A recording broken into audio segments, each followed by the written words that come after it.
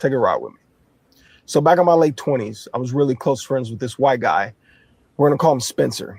And Spencer and I, we worked together. We worked out together. We lived a few minutes apart. Spencer was my guy. And Spencer kind of hit the father-in-law jackpot. His father-in-law, we're going to call him Dustin.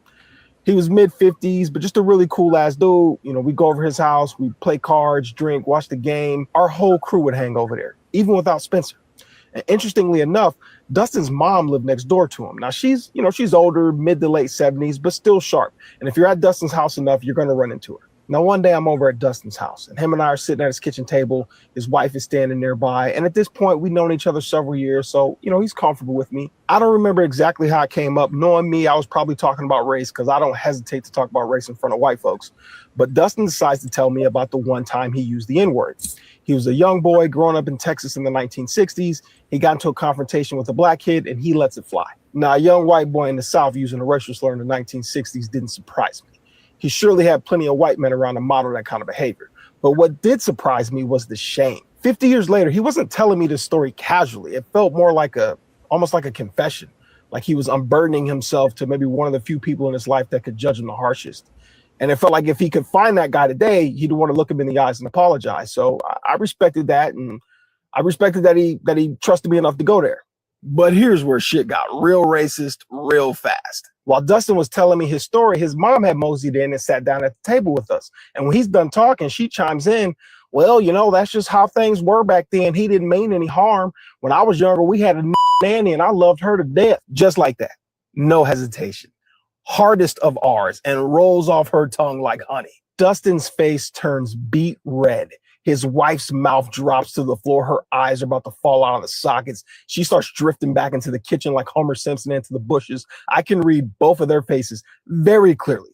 They want her to stop talking immediately. They are drowning in embarrassment, and they want this to be over. But I did not. So I looked over at Dustin's mom, and I encouraged her to please tell me more. And so for the next 5 minutes, and I'm sure it seemed like an hour for Dustin, I listened to his mom wax poetic about all the things she loved about her nanny. Her nanny did this, her nanny did that. And it wasn't just her, all of her siblings also adored nanny.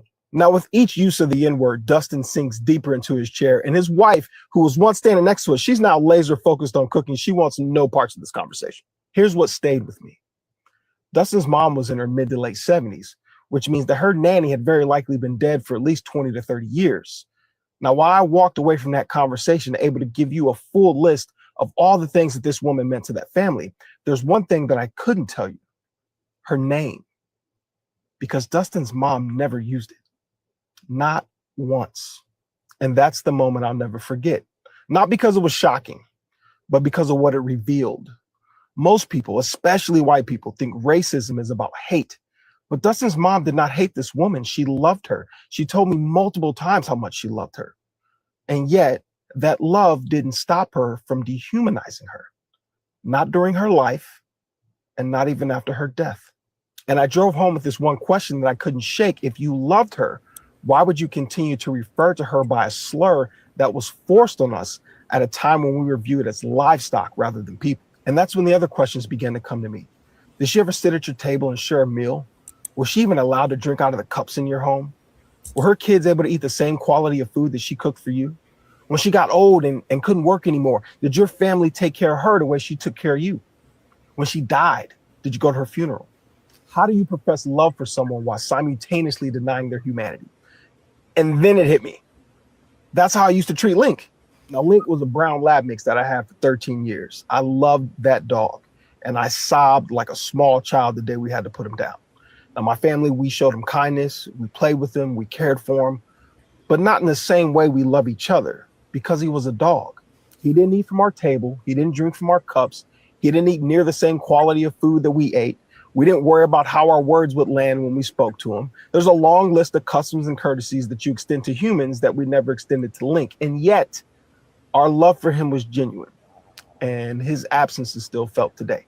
Now, the realization that I walked away with was, racism does not equal hate, but more importantly, love does not equal the absence of racism.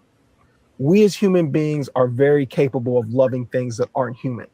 So being loved by a racist does not mean that they don't see you as less human. It might just mean that they see you as something worth loving, the way you love a dog. So be careful. Make sure the white folks in your life don't love you like a dog. I got a story for you. Take a ride with me. Good morning, y'all. It's Monday. Hope everybody's Monday has started off to a good start. I know mine, um, it ain't been a bad start, but I'm moving slow. I'm like, I'm just gonna go to the gym after I do my live. I don't want to like press myself this morning. So yeah, y'all come on in, like the video, subscribe to the channel. Um, T sent me that yesterday, and let me tell you, good morning, High Vibe. Good morning, Jaguar, El Cid, everybody that's in the house, Motown Investor. Good morning, all. Yeah, if you just coming in and you didn't get a chance to see that video, when you get a moment, go back on the replay and try to catch that. I have never heard anyone describe racism in that manner before, and it just definitely put things into perspective. I think sometimes we have non-melanated people in our lives that will say things that take you back, and you're like, what the heck? Like, I know you're not a racist, but what's wrong with you? Or how come they just don't get it? You know what I'm saying? So, and we know how white folks feel about their dogs. So it was just such an interesting take on things. Your plan is to do as little as possible. Me too, child. I'm gonna go to the gym. You know what I'm saying? Sunday is my day. So yeah, I'm here. This is kind of not like work. You know what I'm saying? It's work putting together the stories. It's work struggling to read the paragraphs from so I can't tell you what that's gonna be like today. But I like hanging out with y'all.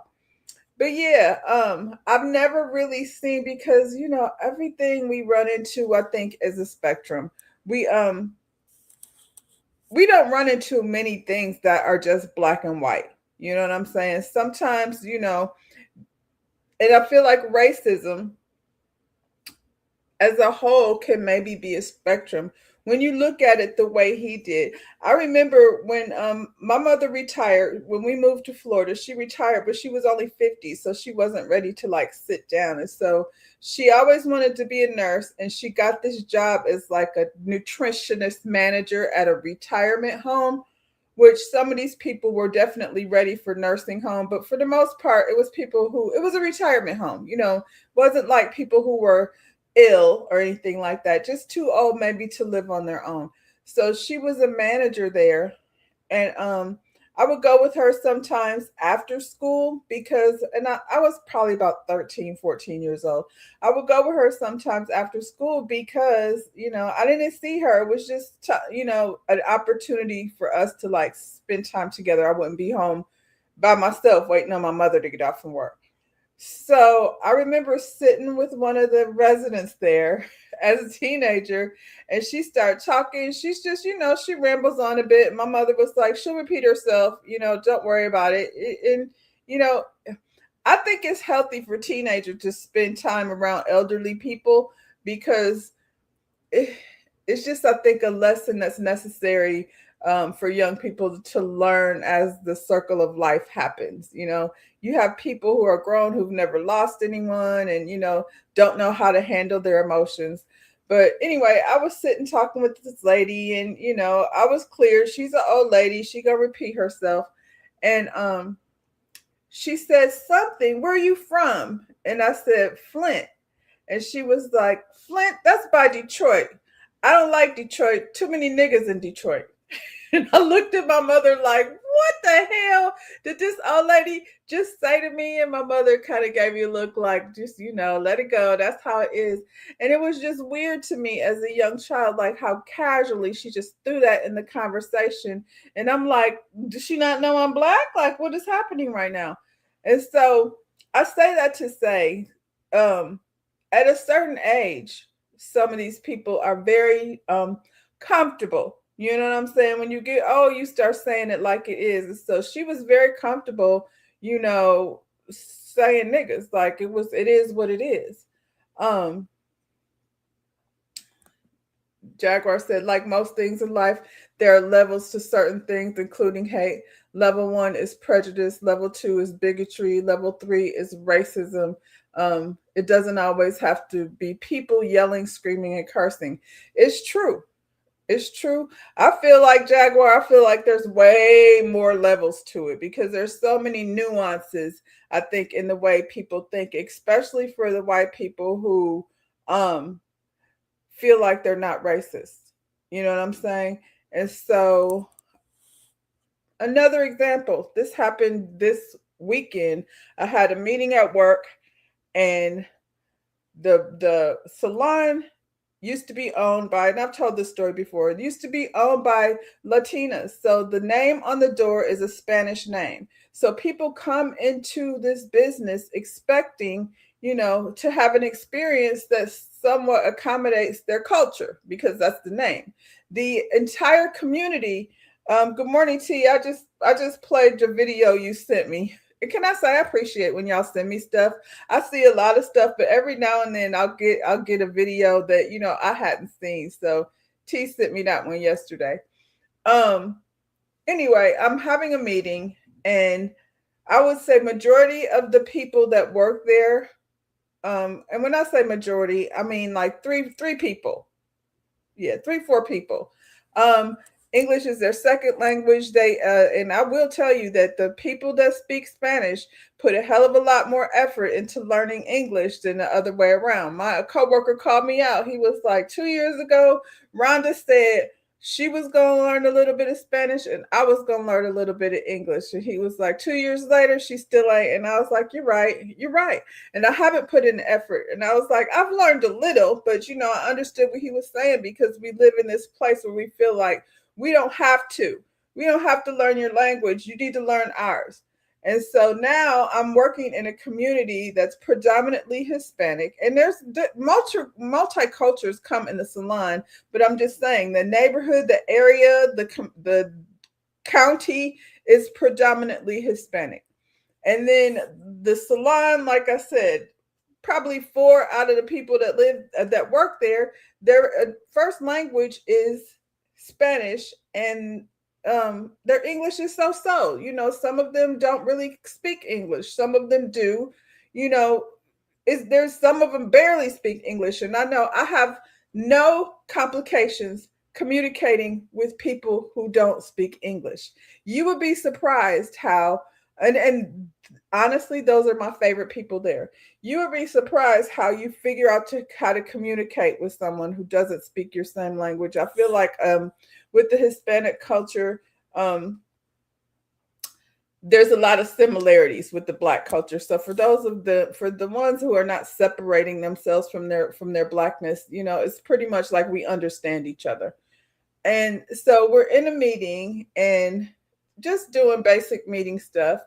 And one of the stylists, who is not American, he's Middle Eastern, said in terms of professionalism, he feels like if you have an English-speaking person in your chair that doesn't speak Spanish, if you're not speaking English, then you should not be talking. And the way my head blew up, because I was like, is he for real? He said, they don't want to hear all that.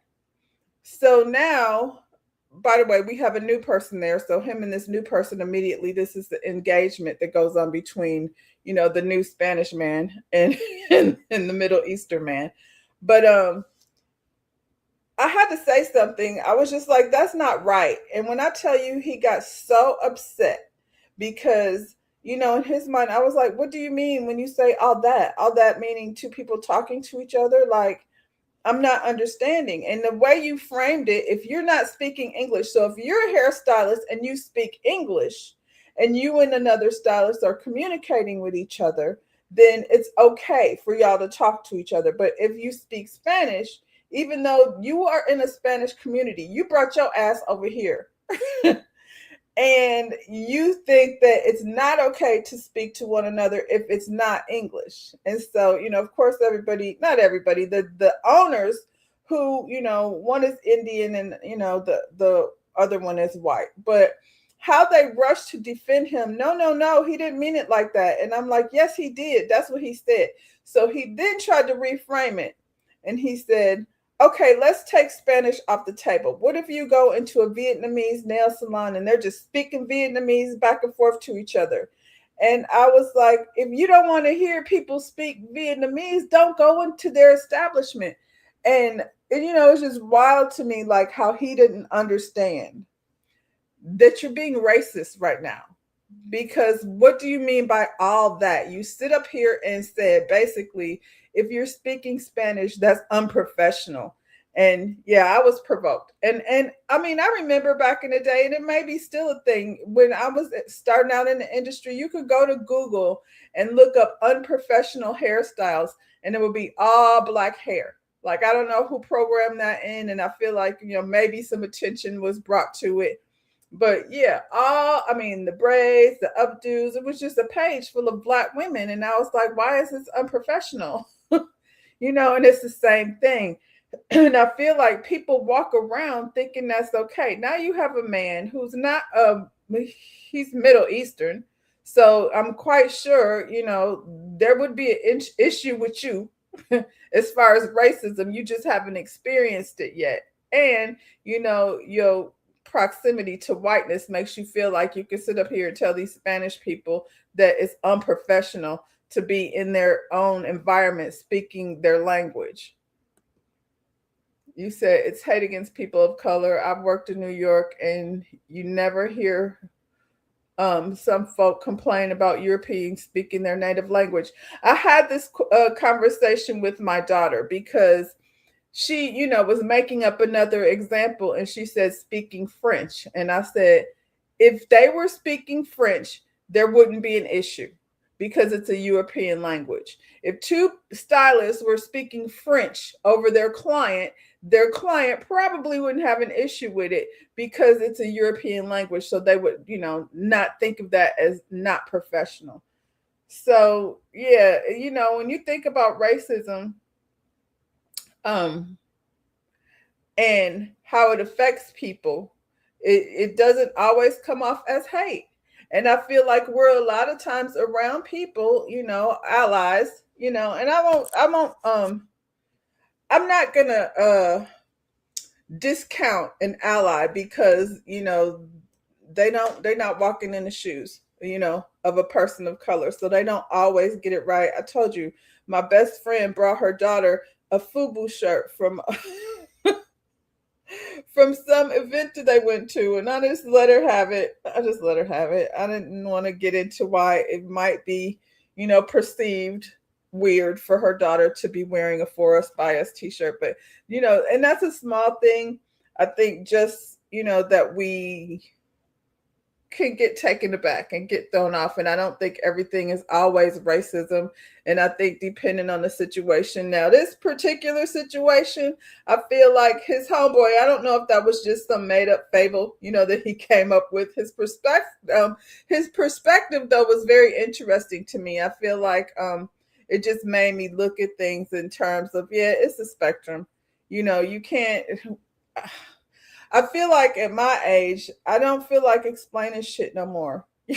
Sometimes I'm just like, okay, it is what it is. And, you know, I might correct you depending on how I'm feeling. In that meeting, I felt like compelled to say something. And I was speaking up for me, I feel like. I'm like, the Spanish people wasn't saying nothing, partly because they didn't understand him. They only understood part of what he said. And the new guy, he speaks English perfectly well. So, you know, it turned into a thing that, you know, got de-escalated. But, you know, it's just to me like how natural I think some things come to people without them realizing that, you know, they're falling in a space of racism. That lady, you know, sitting up there saying nigga so comfortably, you know, her son should have checked her. But, you know, like I said, I don't know if that's a fable or anything. So yeah, racism runs so much deeper, I feel like, than we ever realize. Every day, like at my big old age, I'm hearing things that, you know,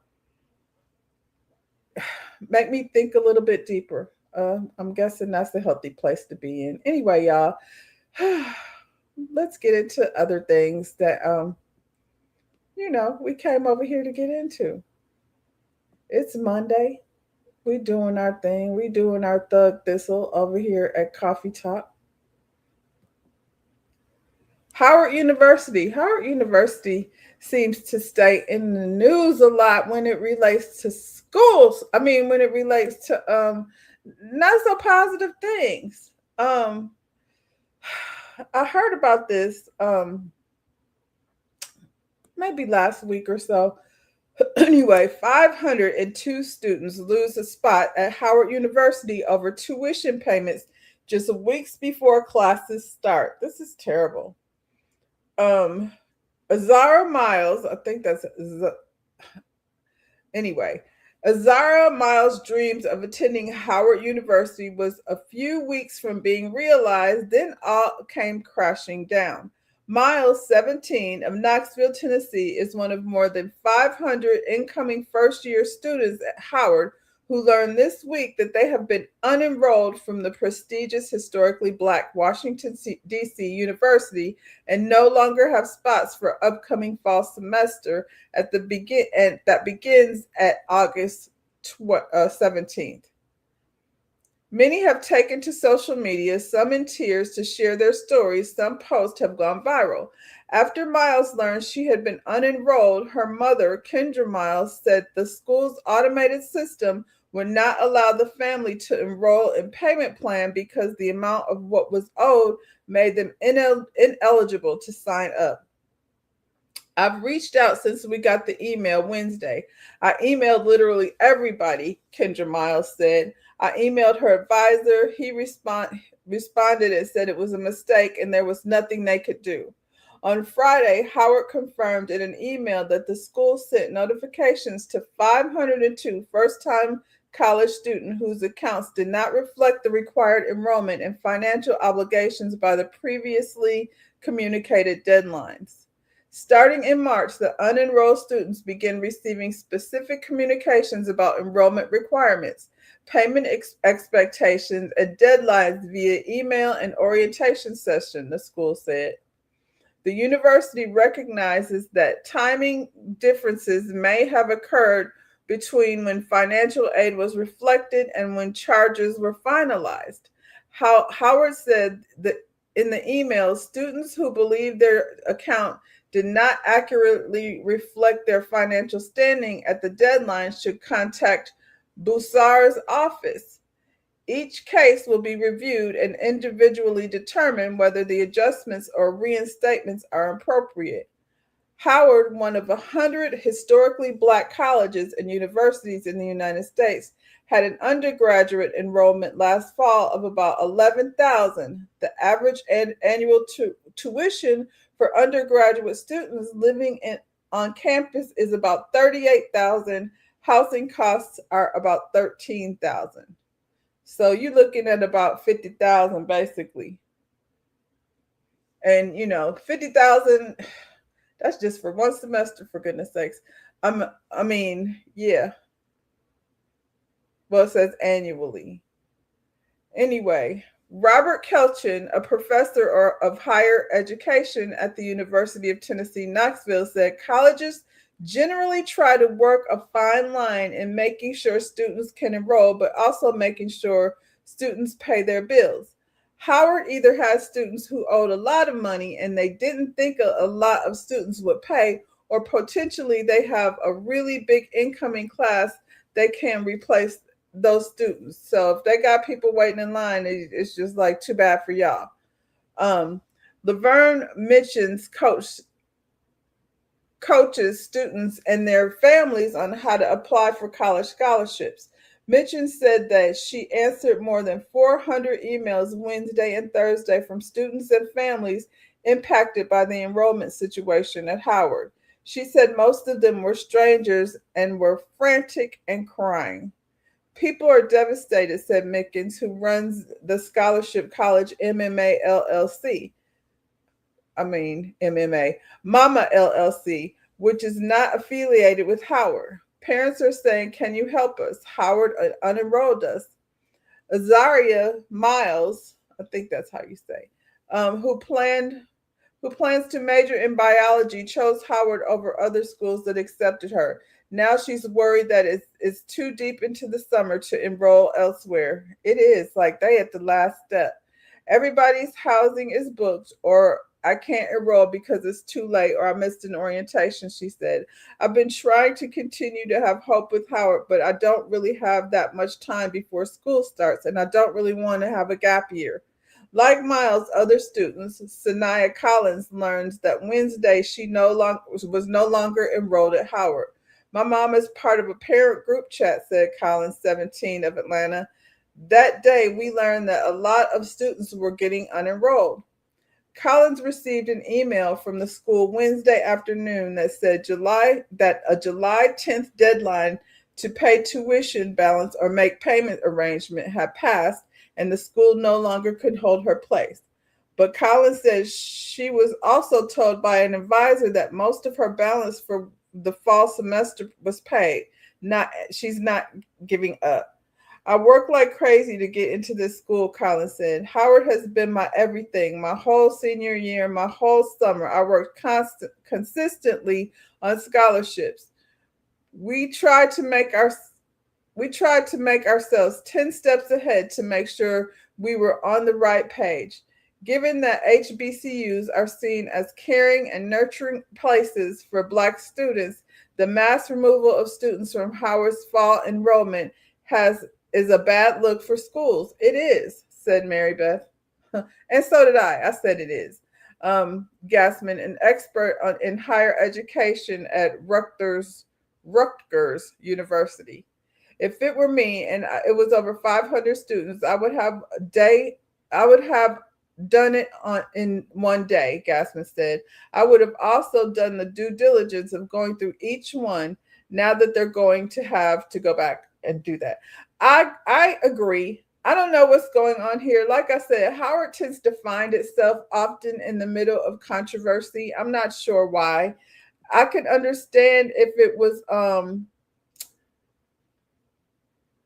10, 20 students, but 500 students means that the ball got dropped somewhere. Good morning to go to Africa. The ball got dropped somewhere. And so how do you rectify this? You said it's not about tuition payments. They over-enrolled and had to adjust. It was poor planning, like the promoter who sells too many tickets for a concert. By all means, send me the video. I told y'all I'm just Rhonda on Instagram and TikTok. So yes, if you got something, send it to me. That makes sense. That makes a lot more sense. But unfortunately, I don't know. It's like these departments don't talk to each other, and over enrolled. That's like getting on an airplane that you've been planning your vacation for, and they're like, "Sorry, you got to get off." It's really sad, and you can't you've gone. These are milestones. You can take a break year. You know what I'm saying? But you done pause this people's life for a year. You said that's about to happen nationwide with these new students' loan changes. Howard is just an expensive school, so it's hitting them harder. So again, it's like a communication gap. They're changing things, and then things are automated, so emails and things aren't happening. As far as I'm concerned, it's still time to fix it. But if it's like Jaguar said, if they're over enrolled, then we need to make that known too. Didn't that lady Jeff Bezos' ex-wife just donated a whole bunch of money? How much did Howard get? I feel like Howard is an expensive education, like T said, and they should be treated better. Something needs to be done. Nobody wants to hear, sorry, nothing I could do about that. And I don't know, I didn't have scholarships. I had a Pell Grant for cosmetology school, but sometimes these scholarships, do they have to reapply for the scholarship again because it was for 2026. You know what I'm saying? It's a whole lot of who shot John as far as I'm concerned. Like, these people already go to school. They're not going to be able to go to school. I don't know if I wasn't able to go. I don't know if I would choose Howard again, just based on, because, this could happen again.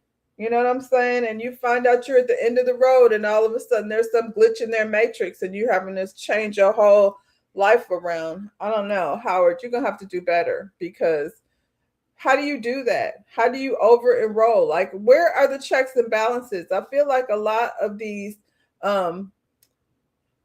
institutions and corporations alike, I feel like it's like a lack of communication with people, like they need to be talking to each other. And then you send out emails to these people and you're like, sorry about it. I don't know. I feel like Howard as the HBCU seems like they're always in the media for something negative. Her balance is practically zero. Her scholarship came in today.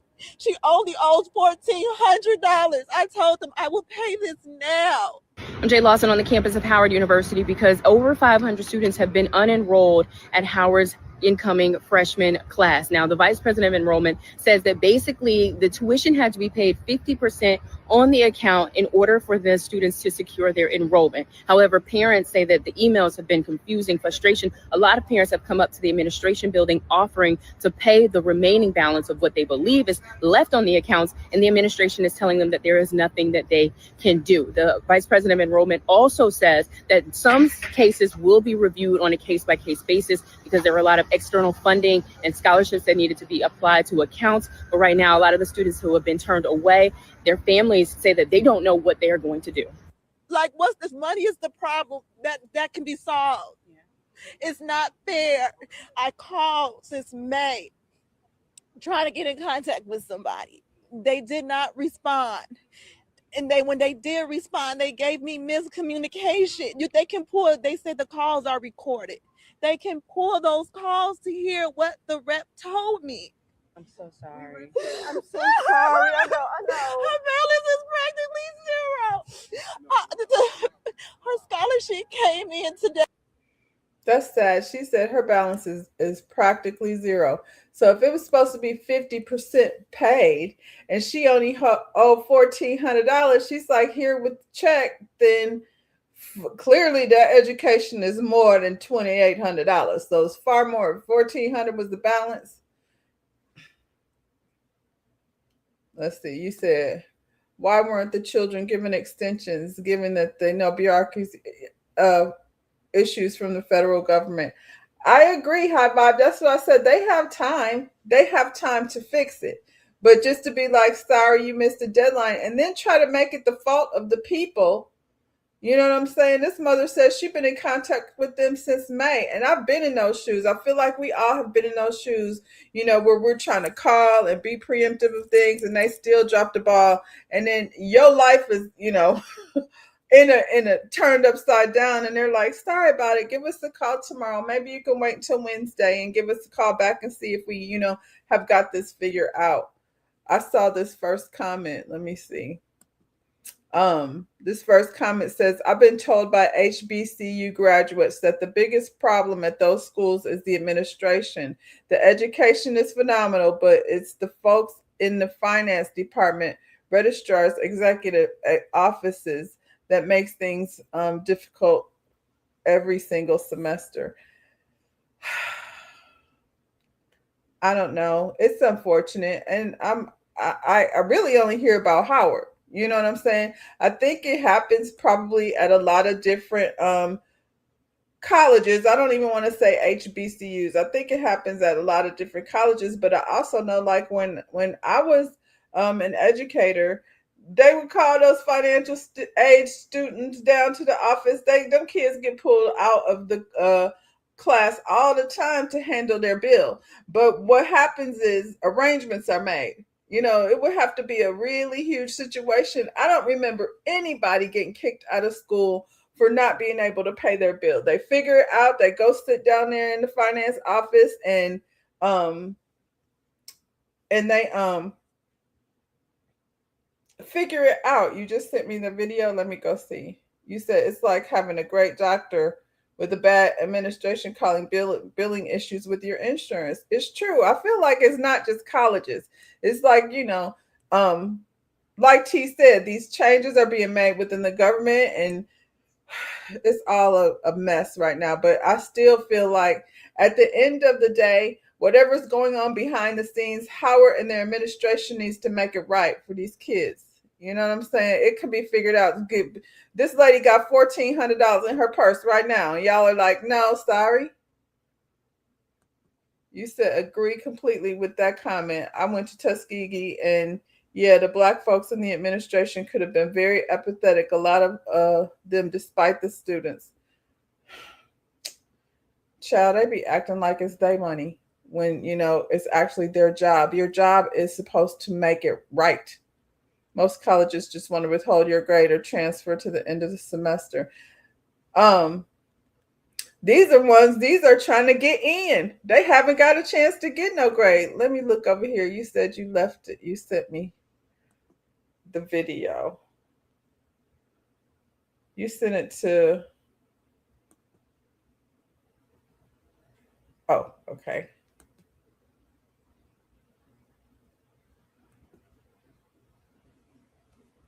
Let me make sure y'all can see that. Okay. Let's play this video, see what this lady is saying.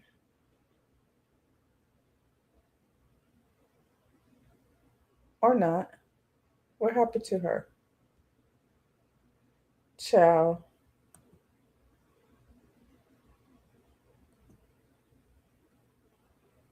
Howard University leadership had a meeting, frantically trying to figure out how they were going to take their incoming freshman class of 3,000 and whittle it down to their projected number of 2,400. Did you know that from May through June and July, they continued to accept students? Over-enrollment, no big deal. But put a pin in that. I'll be right back. So let's go back to that July 15th meeting. Here's a screenshot from that meeting. They had to devise a plan to figure out who's coming and who won't be able to become a bison. So as you can see at the top in red, this meeting was about a de-enrollment strategy.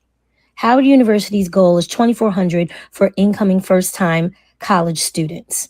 Right now, we are over by 300 plus, and it was more than that.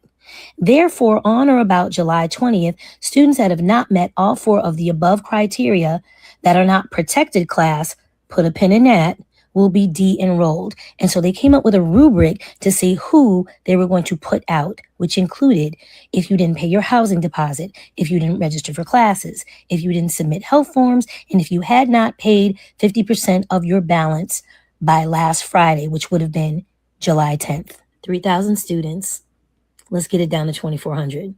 Let's come up with this rubric. Oh, and we can't touch the protected class of students. Now, what might that be, you ask? For admissions and housing, they have a protected class, a group of students. They're special. Like famous people, their children, they're a protected class, presidential honors, other academic honors students, athletes. Oh, and staff. Staff can have favorites, and they're protected also. So say like Usher's son is on campus, he's on the list to be protected. So now let's go back to the July 15th meeting. They created the rubric. There were those 4 bullet points. Don't touch any of the protected class of students, and let's start to make a list. The first group of students that would be put out were those that didn't pay anything at all on their balance. The 0% people. Wednesday, you got to notice.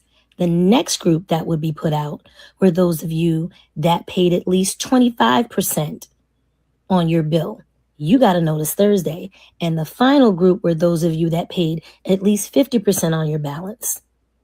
You were put out on Friday. They knew they over-enrolled. They knew they had too many students. They thought for some reason that when you all heard about the housing situation, you were going to change your mind, or they were going to frustrate you enough for you to not want to come, even though you all were so determined to go to Howard. I know for a fact that enrollment, the bursar, financial aid, and admissions, every time you called them, they gave you a different story. Yeah, that was on purpose. If you called an office and spoke to a student representative that was trying to assist you, they gave you bad information also. That was intentional.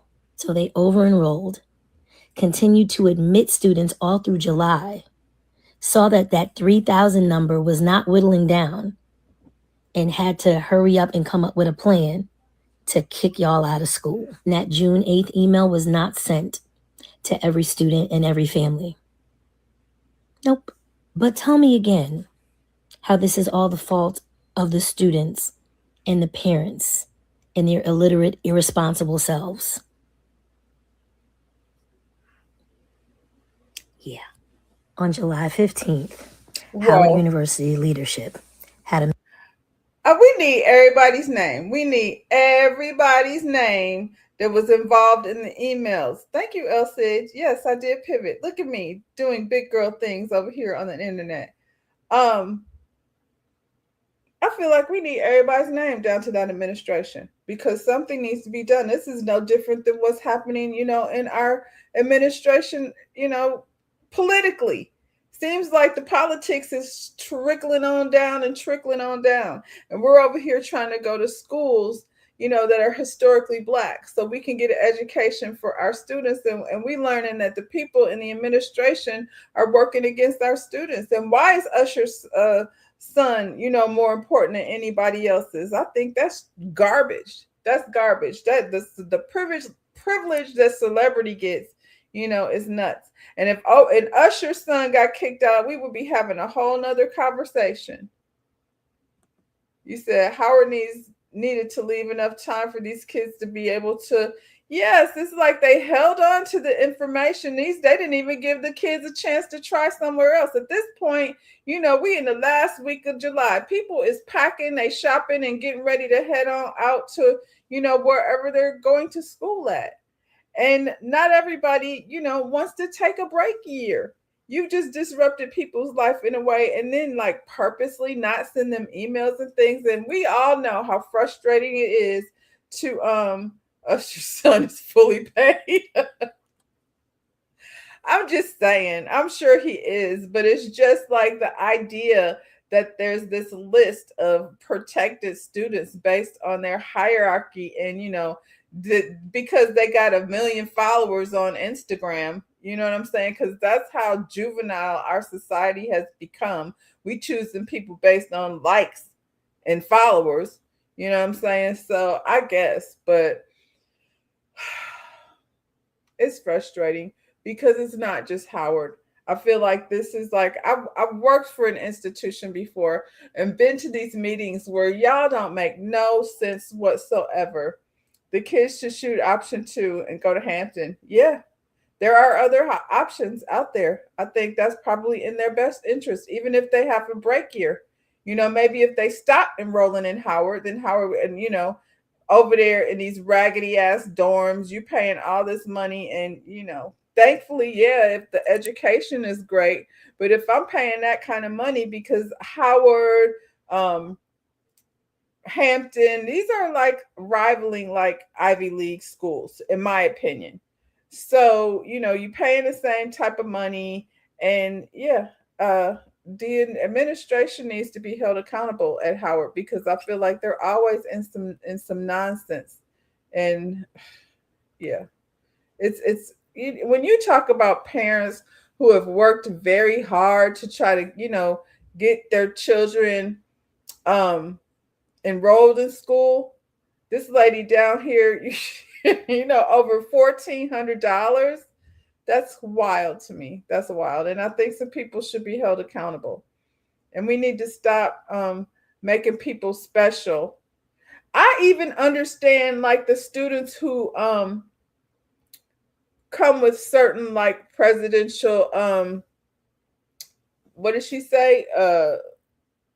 grants, and if you did things academically to put yourself at the top, I feel like that means you worked harder, and yeah, you should be there. You know what I'm saying? But whew, just make enough room.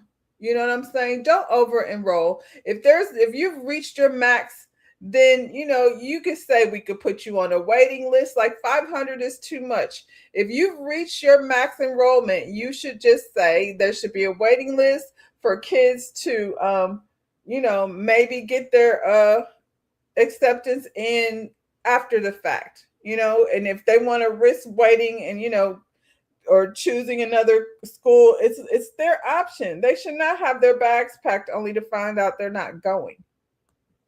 You said the issue is with financial aid, and they'll have the same problem anywhere they go. However, it's how Howard addressed it. It's true.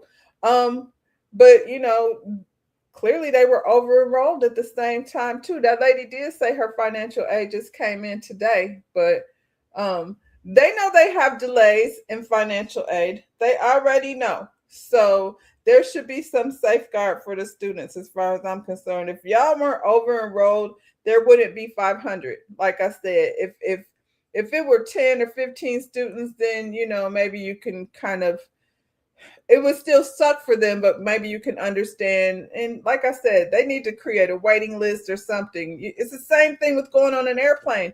You'll be mad that you planned your family vacation and now you sitting at the airport because they didn't overbook the flight.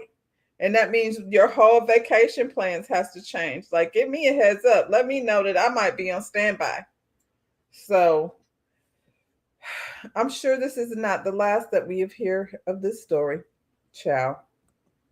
In other higher education, higher learning news, let's see. I wonder how she got her hands on all of that. This lady got the emails and things. Who does she know down to Howard University? Just like, girl, let me tell you what they doing over here. This about to be a mess. That's how it goes. You call your friend and be like, child, I don't even want to be here. So being a social media influencer is officially a college major now at Arizona University. Let me just make sure y'all can see what I see, child. This doesn't surprise me. Arizona State University is officially offering a bachelor's degree aimed at preparing students for careers in content creation and digital influence. The Bachelor of Arts in Content Creation teaches students how to build audiences, develop personal brands, and produce content for social media, podcasts, and video platforms. Coursework also covers content planning, audience analytics, and social media strategy and integrated marketing. ASU describes the program as preparation for careers in growing creator economy, including roles such as content creator, social media strategist, podcast producer, and influencer marketing specialist. I feel like this is just an update on marketing in general. I feel like I don't think it's a bad thing. I think marketing is different nowadays, and social media and influencers and all of that play a big part. So if you're gonna go to college, I saw somebody said a waste of money. I think it's the same lane as marketing. You said a complete waste of 4 years. You have a shared opinion with I think one of the first couple of comments. You said, what a complete waste of 4 years. Don't need a degree to be an influencer. What about being in marketing though? High Vibe is the school president, Kai Cenat. Look, I feel like a whole lot of people were over there trying to be at Kai Cenat Streamer University. I don't think that's necessarily what it is, but I think that to me, it sounds like an upgraded version of marketing in general. You have to include these things in the marketing program. I don't know that they need to call it influencer, a degree as an influencer, because that part I think is a turnoff. for people to be like, I'm not sending you to school to be no social media influencer. I think it has a lot to do with marketing though, and just learning marketing in new ways. And if you're going to be working for companies, that are looking for marketing strategists, then these are some things that will probably put you ahead of other people, knowing how to get out there and, build your audience. Because, we out here, when I say we, I mean me. I'm just winging it. I'm over here learning as I go. You said it should be these people are making more money than, than college graduates. Yeah, they're making a lot of money. But I feel like I said, it's just a new version of marketing. Your first degree was in marketing. They could have added that special course, not as a degree. Yeah, I agree.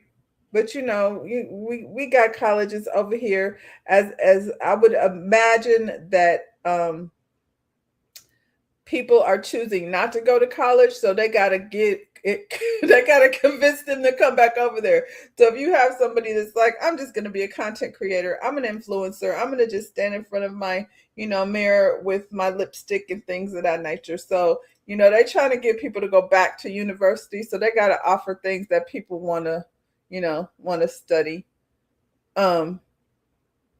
It helps with marketing for your business, especially for people who have no clue how to do it. That's what I think. I agree with both of y'all. I think, they could have added it as a special course in marketing, but also, like I said, they got to get people to want to come over here. These kids are not going to school, so unless they're going to Howard, then you got too many coming over. Next, there will be a social media department, probably. And this is probably included in that. And it covers all of that. What did they say? I mean, it's a long list of things. Social media strategist. Yep, that's part of the course. I don't know. I think as far as a college perspective, from a business perspective, I think it's really smart. Because like I said, these kids ain't going to school. So they got to get them to go over there. Maybe a trade, not a degree.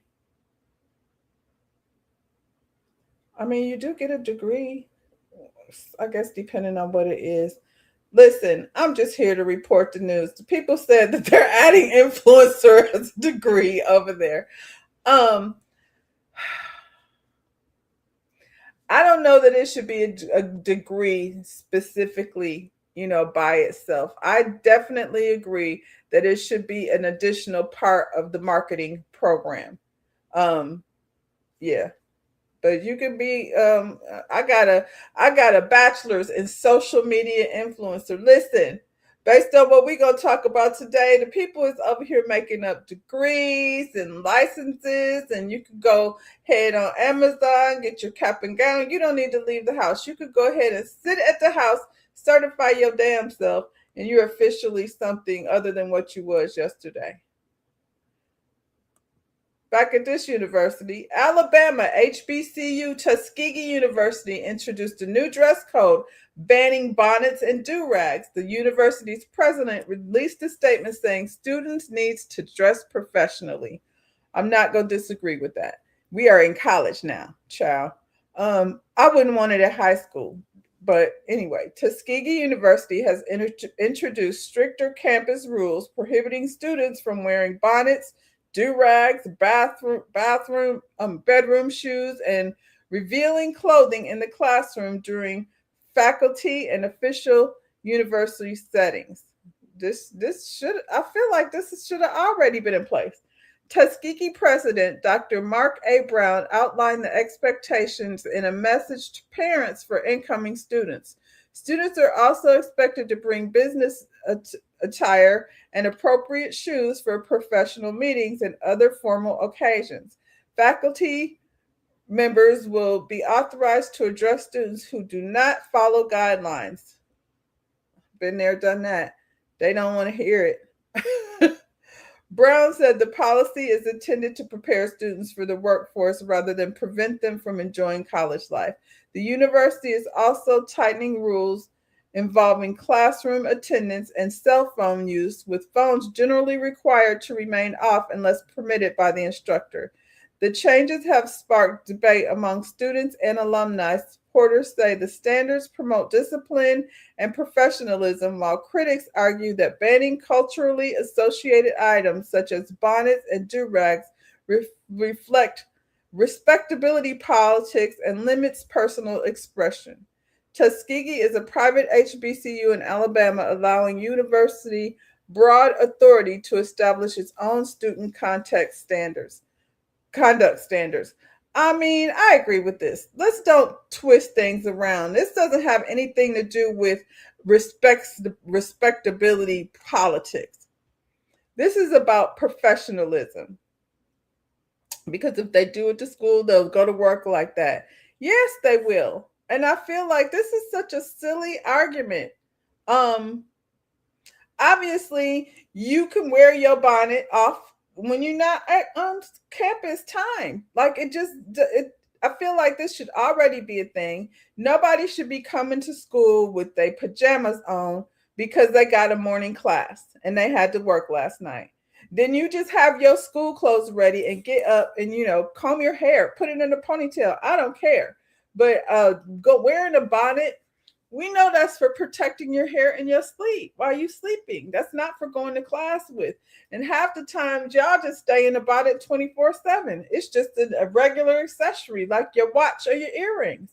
So I agree with this policy. I think, trying to make it be about respectability politics is ridiculous.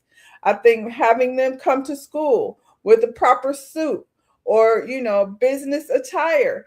I know when I was teaching, I went over at the end of the course, at the end of the cosmetology course, I was teaching business, for, getting resumes ready, getting people ready to go out and do interviews and things of that nature. So I did a mock day where you're supposed to come to school and I'll be doing your interview and you're supposed to dress, accordingly. And when I tell you that some of these girls, like when you tell people to show up with business attire, and I'm talking about, between 19 and 25. When I say show up in business attire to do an interview, your clothing is supposed to match whatever, job it is to some extent that you're going for. But to me, like, it's a salon environment. So wearing all black obviously would be, I feel like that makes things so easy. That makes it so easy. And I can't tell you how many of these girls came to their mock interview with club clothes on. Like they was like slits up to the thigh and high heel shoes. And a lot of times young people translate professional, come well dressed. They translate that into like, my swag, my fly. This is a generational thing. We didn't have to be told to dress with respect when we went there. No, I feel like we were dressed up to go. I tell my kids, I don't care if you go into Walmart. Obviously, you don't need to get ready, but you just don't leave the house looking busted. Wash your face, brush your teeth, brush your hair, put on something decent. You know what I'm saying? You do not need your ass crack hanging out, or your whole pants that you wear, around the house that got a hole in the thigh. Put them, those are for inside the house. So, how young people translate professionalism, it's a spectrum just like everybody else. And I was so surprised. I was like, it's so easy. Like you're coming to interview to be a hairstylist. All you need is some black pants and a black t-shirt. You know what I'm saying? You don't even really have to make it that serious. But still, they came in there, child, like they was finna go, tear it up. I seen more thighs, like, cleavage and things like you're going to be bending over a shampoo bowl. Put your titties away. And I feel like I remember having a student some years back. She came to school. This is before the whole bonnet, rage happened. I was at a national brand. I don't like to say their name. So that's why I always say that. I just don't want to promote them in any way. They're not paying me for that. But I was working for a national brand, and very few black people even, in this environment, You know, if I should do a Netflix special on the microaggressions that's related to the hair industry. That should be my Netflix special. But I had a young student, you know, there's what, for every 10, 15 students, there's two black ones. So, you know, she coming in drag and house slippers. You know that girl that don't pick her feet up. So when she walking, you can hear her feet shuffling. And it was like, this was like an inconvenience for her. And I asked her, I said, you pay a lot of money to go here. She came in and she had her scarf tied around her head, like she was getting ready to go to bed, or she just got out of bed. And I was like, you pay a lot of money to go here, but you don't put a lot of effort. How do you see yourself outside of this school? How do you see yourself as a day to day? Are you going to show up in your salon with your house slippers on and your hair tied up like you're about to go to bed? And I was the only black educator. So for me, I needed to communicate with these black students that they're going to treat you different. You know the speech. You're going to have to try harder. They're going to judge you. So please don't do this. Please don't put yourself at a disadvantage, because they already talking about you behind your back. And so, you know, I asked her, like, is this how you see yourself? And I said, I need you to go in the bathroom and figure out how to make that scarf look like a scarf and not like how your hair, like you about to go to bed. So if you got tracks that are falling out, you need to take them out. And so she went and she came back and she figured out it was a silk scarf, you know what I'm saying? So she tied it and made it into a headband or whatever. But yeah, their interpretation, you know, this is a reflection of you. And now you're sitting up here in front of all these folks that are judging you, and you're not making it no better. So I feel like this should be across the board. This should be across the board. I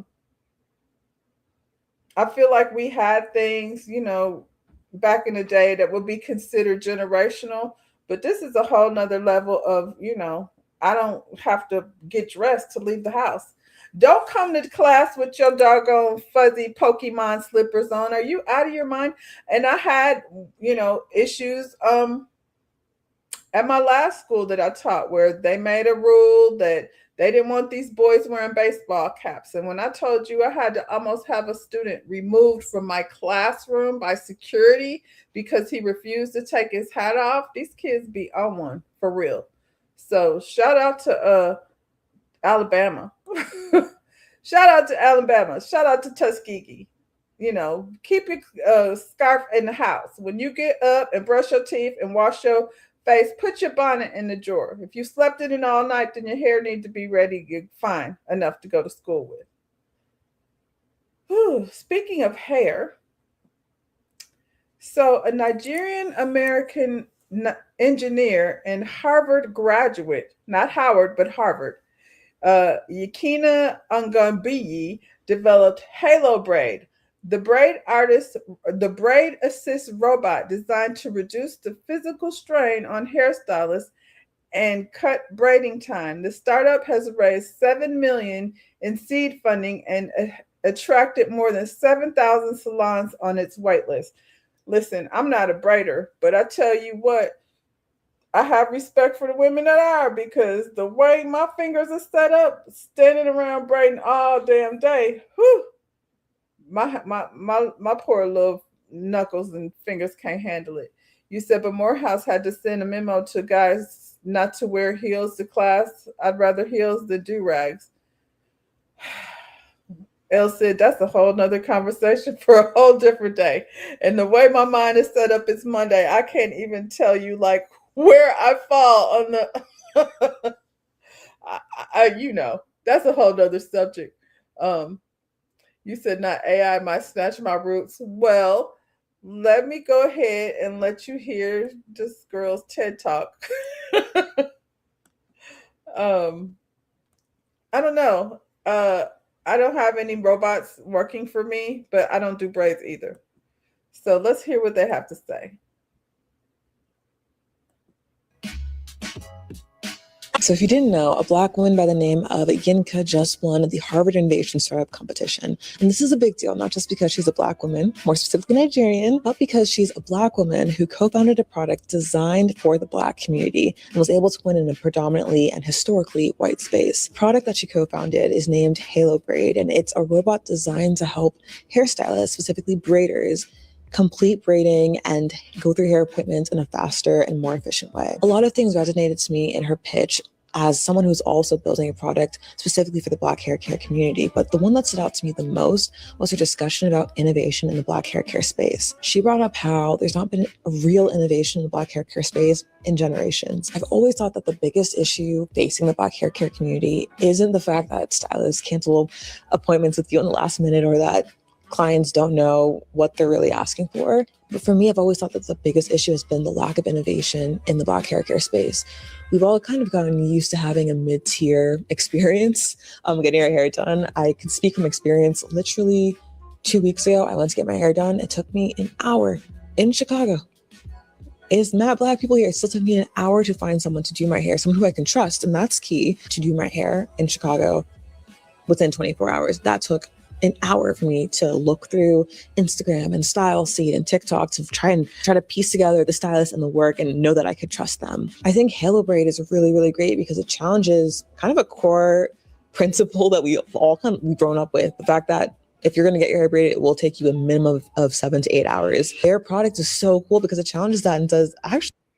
Is it just me, or I don't feel like an hour is a long time to shop a new hairstylist? I feel like it would take an hour, yes, to piece together all the things that you feel like you want in a stylist. So she's saying that like it's an unbelievable amount of time, but I'm like, an hour feels about right to me. We can make that faster and we can make that a better experience, not just for stylists, but also their clients. And so huge shout out to the founders of Halo Braid. So excited to see when this rolls out. I'm signing up for the waitlist today. Definitely recommend that everybody watches her pitch video. But yeah, this was really, really inspiring for me. That's why we're building Halo Braid, the first patent-pending hair braiding robot that saves time for stylists and their clients. Stylists start the braid, Halo finishes it, and we reduce braiding time from hours to minutes. One of the biggest complaints that not only stylists and clients make is how long the braids take. There are times where I dread spending hours on one person's head. A lot of the times at traditional braid shops, you'll have like 6, 7 people on your head because of the time that it cuts down. This is why entrepreneurs are problem solvers. Literally, this is a problem that she saw in the field, and she's using technology, AI, which is where our world is going, to solve that problem. I remember when Elon Musk came out with his robots. People were making jokes about making this Tesla robot do braids for them. My biggest question would be, since she's saying the braider has to start the braid, how fast would the robot be able to move? Because I remember I had an assistant who would finish off the braids for me, and even she still wasn't that fast. So if a robot is moving faster than a human, how would that look like when it comes to tension on the hair, uniformity? These are all things that if I'm getting my braids done, I want it to be fast, I want it to be uniform, and I want it to be neat and tension free. Also, is it just going to do one braid, or would you need several robots to work on several different parts of your hair? Kind of like when you go to certain braid shops, it's like 5 different people on your hair completing different sections. Imagine if each of them were like a robot. Would you need... Do y'all have 5 different people? Do you guys have 5 different people on your hair at the same time? You said maybe the robot will separate the extensions and hand them to the braid stylist. Nah, that's a robot I feel like I can find use for. I'm thinking like as a stylist, like standing behind a chair, I got to share space with a robot. Seems like people have a problem planning their day to get braids and paying the money for the service. It's a pass for me. Good morning, Lotus Egyptian Flower. Like I said, braiding, like if you're a braider, your body is going, your fingers, your arthritis is going to kick in like very early on in your career. I've spent 30 plus years of my career, and I there's little things, I feel like I've tried to keep my ergonomics in a way that I don't suffer, from carpal tunnel and things of that nature. But like holding on to the flat iron, there's certain things that you do, repetitive things that you do, that will break your body down. I just wonder, like, how big is this robot? And you know what I'm saying? How much space is it going to take up? Your grandma said not to have too many people hands in your hair. I mean, I feel like if I'm braiding on one side and somebody else is braiding, and I've seen people do this with color. If I've had to do two people on one person, two students on one person in order to get their hair done more efficiently, little quicker, I'll put one in the back and one in the front, because you got two different people doing the weaving of extension of highlighting or whatever it is you're doing, and it's not going to look the same because we got two different people's brain working here. So I don't know. You said I've gone to African salons where two stylists were braiding your hair and you didn't go back. Listen, sometimes as a stylist, it's irritating if the person next to you is too close. I have a chair next to me where they do eyebrow waxing and threading or have you. And sometimes when they have somebody in that chair, I'm like, dang, now I got to be scooching around. So how does that work? How big is this robot? I want to know. You said it is a whole robot. So it's not like, I definitely like if there was some type of machine you could use, because I feel like as a stylist, you need to be still in somewhat of control. Like if you're pre-braiding and the robot is finishing, so now we just, standing here over this person, and I don't know. I haven't clearly, it's a test run. I don't see any actual. It's just a whole lot of talking going on over here. Let's see. Here I was. I don't know. Like, how fast could the robot braid as opposed to another human? I think that if they could solve the speed, the tension, and the uniformity, I think this could be a great invention. People are always saying AI is replacing the jobs, AI is replacing the jobs, but every time there was a technological advancement, it just created different jobs for people. So what do you think? Is a braiding robot a blessing for stylists and clients, or does it risk removing that cultural bond between mothers, daughters in our community and in our salons? Personally, I do see this as an evolution in braiding, not a replacement, since you do have to start the braid first and then the robot will actually finish the braid. But I do think it's a way to honor our roots and embrace the future, because technology is coming whether or not we evolve with it. Drop your thoughts in the comments below. Would you trust a robot to braid your hair? Don't forget to like, comment, share, and subscribe for more stories about locks, hair, innovation, beauty, culture, and creativity. Until next time. Yeah, they still haven't got this thing figured out. So I guess they won't be doing too much braiding, robot braiding right away. You said that not the way these robots been flipping out and kicking people. I know that's right. We had Bruce Lee robot down to the cubicle last week kicking, karate kicking people. So all those robots look AI. We don't have a real prototype, do we? How many stylists can afford a robot? Yeah, right. The cost would be put on the customer. Braids have already gone up. If a couple of hours save me a couple $100, then I'll keep my money. She said something about, does it take away the cultural aspect? I think not. I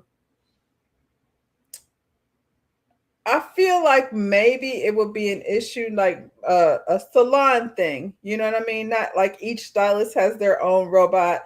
It may be like the salon purchases a braid, but I mean, depending on how many braiders you got, you're going to have people, standing in line for the braid machine. I don't know.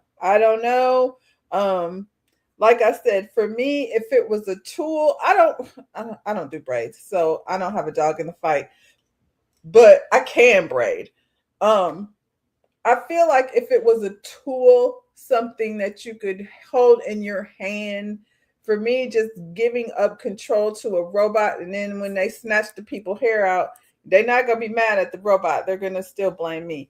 If there's a tool that I like, a braiding tool that I could hold in my hand, like a curling iron or a blow dryer, something that I could hold in my hand that would efficiently finish the braid off for me, so my fingers are not worn out, my joints are not worn out. I feel like I could see that as a thing, but child, I don't know about these robots. I'm gonna be old school.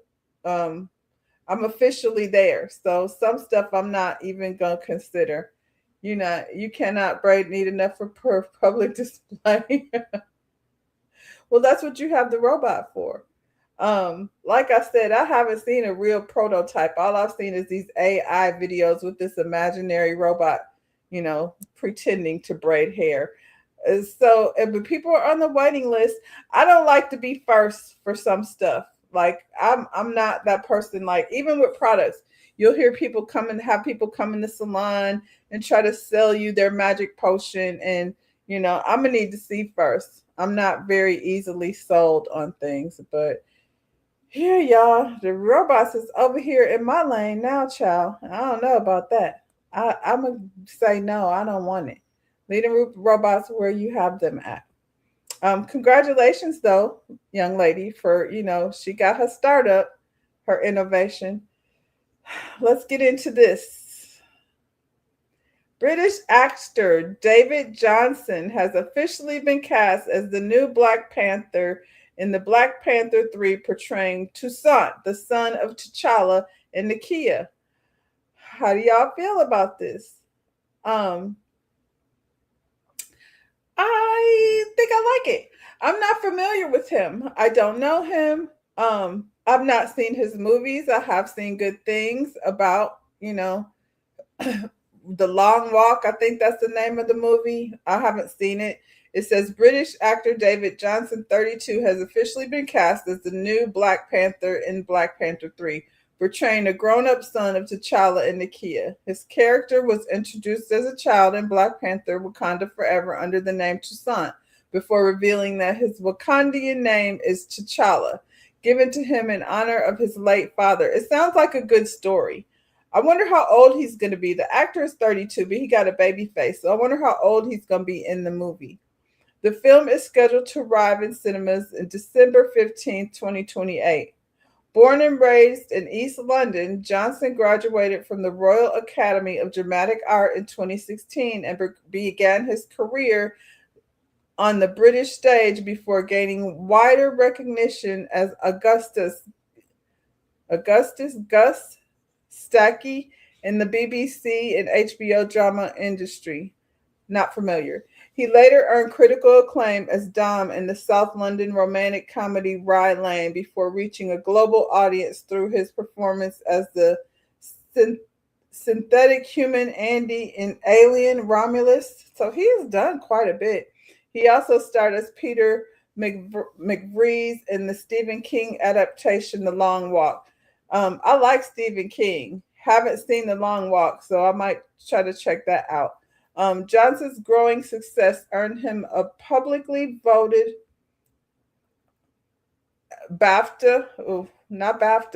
EE Rising Star Award, recognizing him as one of Britain's most promising acting talents. His move into the Marvel Cinematic Universe now marks the biggest role of his career. He has continued the legacy of the original T'Challa rather than replacing Chadwick Boseman's version of the character. I'm glad. Somebody said he was amazing in The Long Walk. He will kill this role. I think a lot of people wanted to get Damon. I feel like I like that it's a new actor that we're not familiar with. You said he looks like what their child would look like. He does.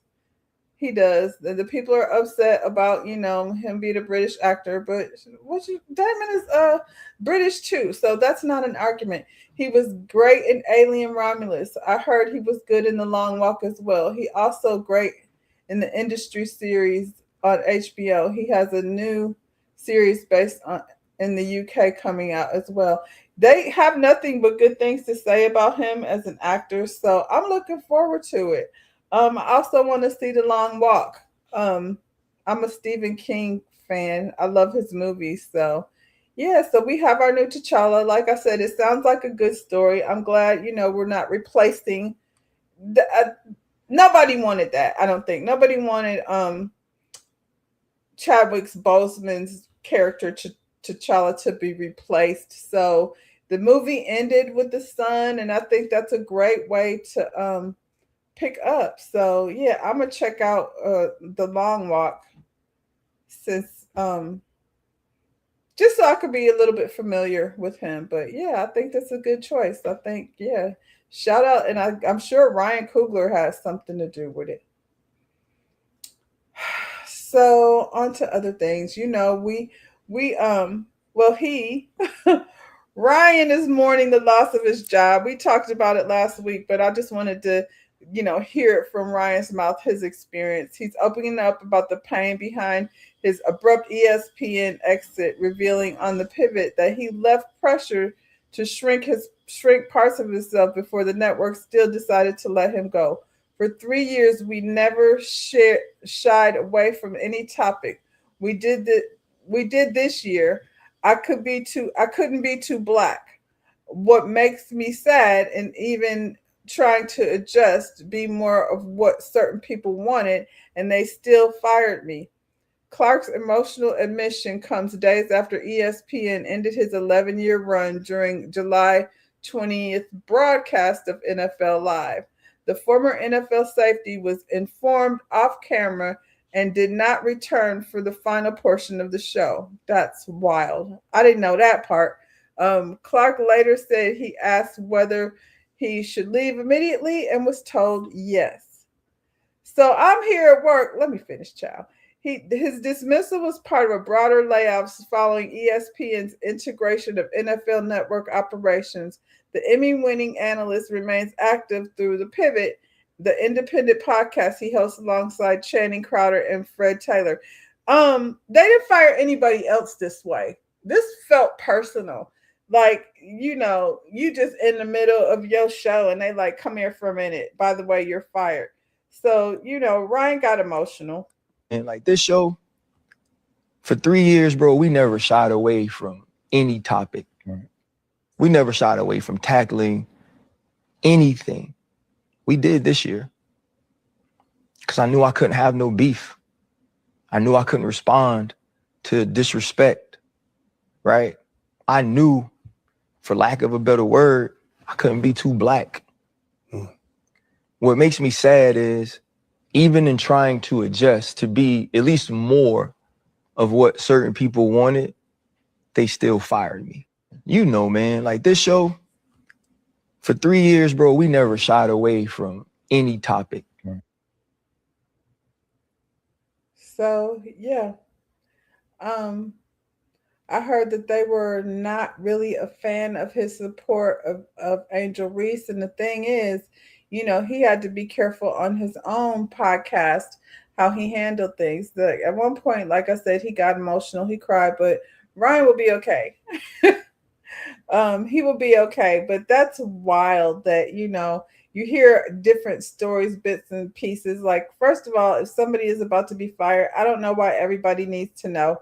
I don't know why that's a thing, why, y'all are worried it's going to, man, like this show.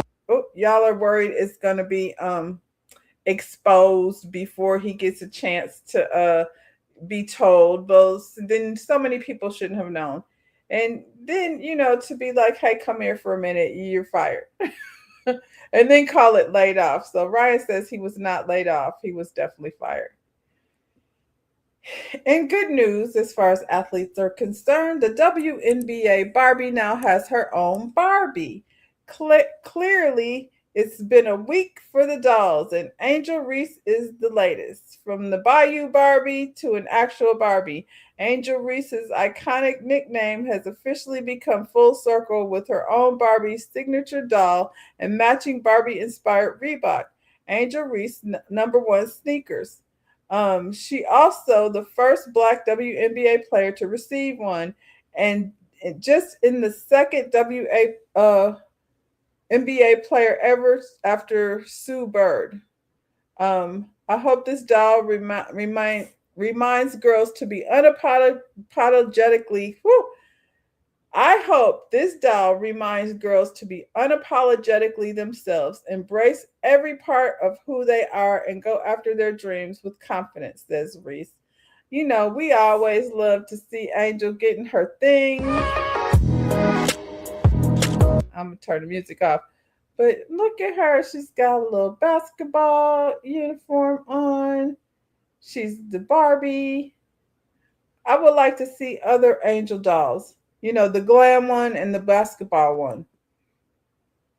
But, you know, they hate on my girl. But here she is. She's got her own Barbie. That's a big deal. He said Stephen A. Smith told him it was an executive who didn't like him. Yes, I did see that. The executive might just be Stephen A. Smith. Maybe he should stop sitting with that Uncle Tom ass nigga. He might be one of them ones that, you know what I'm saying, treat you like a dog. They love you, but they don't really love you like that. She sold out. I know. You have to be on the waiting list now. I saw your sister say she got hers. Did she already order hers? Anyway, you know, it's fine because my baby girl is a baby girl, but it will be on the shelf. I want to get it before it's too late. And, you know, they'll probably be out until after the holidays because we're at the end of summer. So we'll probably be trying to get one till daggone January. But I will be purchasing an Angel Reese doll. So, you know, this is a big deal for her. Have y'all gone to the Usher concert? Anybody out there? Have any of y'all gone to see Usher and Chris Brown yet? I'm not going. And honestly, I haven't seen anything that made me, you know, I don't feel any FOMO as far as this concert is concerned. But Usher took to the stage like he always does and decided, you know, we're going to have some ladies pulled up on the side. And there was one lady in particular who went up there, but didn't seem like she was enjoying being around Usher. The woman Usher brought out during his Nashville performance hopped on Facebook to clap back at the comments in her city, Chattanooga, about her appearance on stage. Cheyenne did in the 2026, anybody named Cheyenne, I don't want to talk to you. Just keep it moving. Cheyenne's family member also clapped back online and shared a picture of her with Usher's wife. So let's just go over to the performance first. So this is Usher over here dancing up on this young lady. And she didn't like it. And so he didn't like it. What do you say?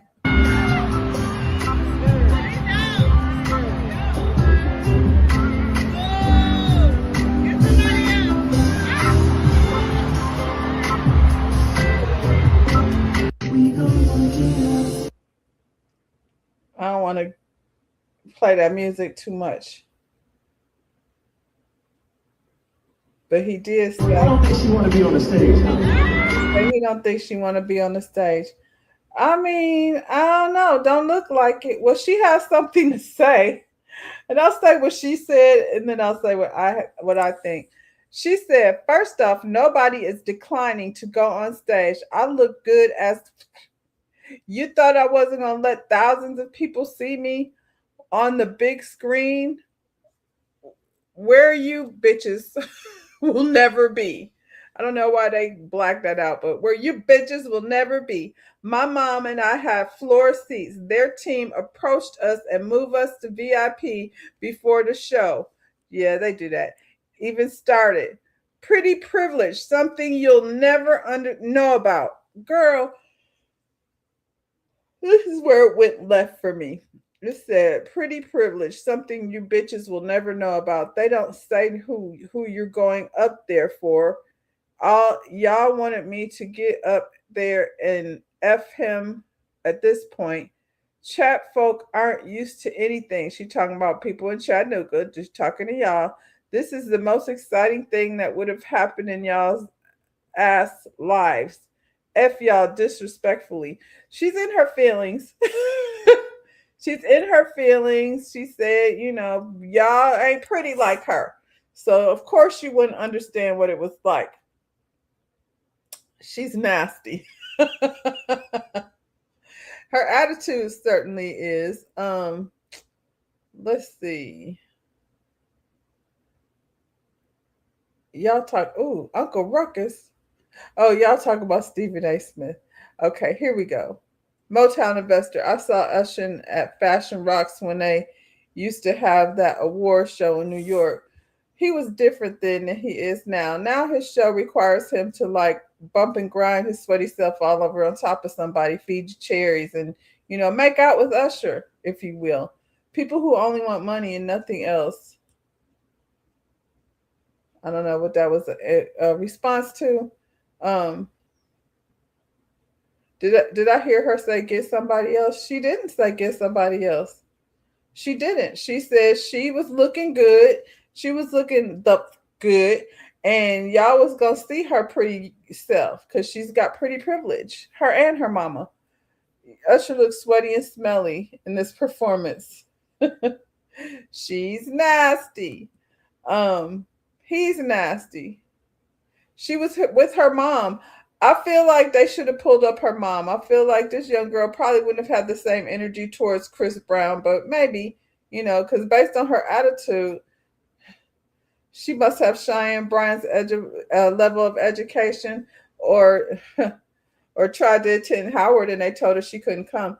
Listen, the lady got a nasty attitude. However, this isn't about her.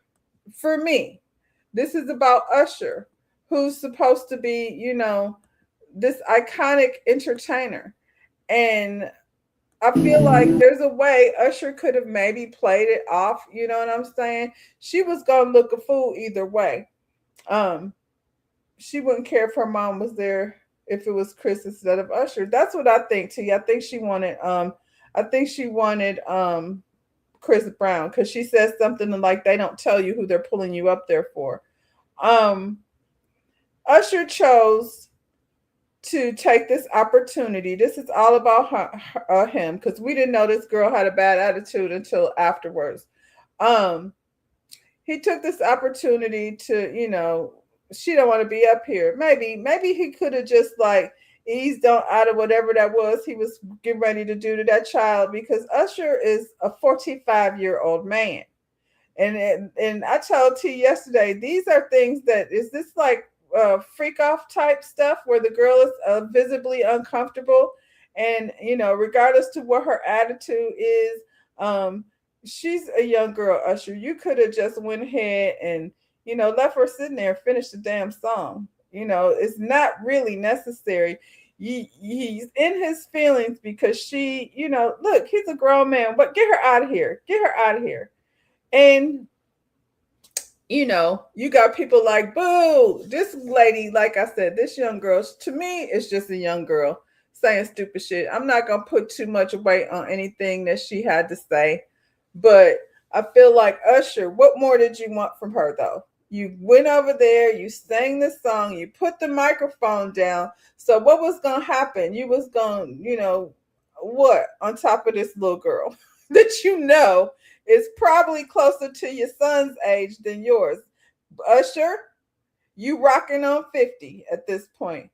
Her mom would have been more attracted to Usher. I think her mother should have been the ones that they put up there.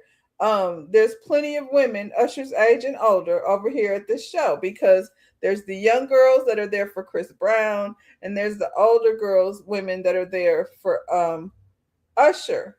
And I think that they pulled her and her mother up there. I just felt like if they were going to pull somebody for Usher, it should have been a more mature woman, because when you look at him straddling on top of this young girl, it ain't really a good look to me.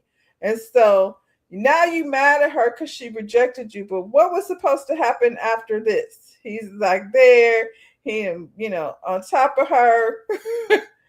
And he looking like, what's wrong with this bitch? I don't think she wants to be up here. He could have just sang the damn song. So I must say, yeah, you know, she's a young girl saying stupid things. And, you know, maybe she needs to get her attitude checked. And she will. At some point in her life, she will, be humbled with an attitude like that. But Usher, what's the end game here? Like, how much? And I ain't gonna lie, like, I like Usher and everything, but what am I supposed to do? I get up on the stage and he gonna crawl up on top of me and do what? I don't want to kiss him. I don't know him like that. And I heard Usher, may or may not have that nasty woman's disease. Let me go on to the next subject, y'all. Are y'all going to the show?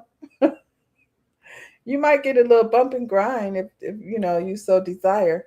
Don't reject it because he doesn't like it. Usher, baby.